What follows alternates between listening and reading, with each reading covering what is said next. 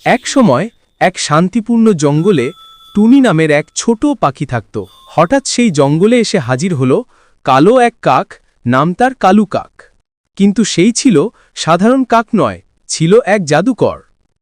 আর নিচের রাস্তায় তার ছানা আনন্দে মোটরসাইকেল চালিয়ে ঘুরছিল।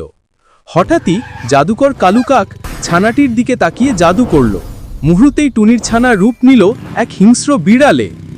সেই বিড়ালটি পুরো গ্রামের পাখিদের বাসা ভেঙে ডিমগুলো খেতে লাগল। জঙ্গলের পাখিরা ভয় পেয়ে আর ডিম দিতে পারল না।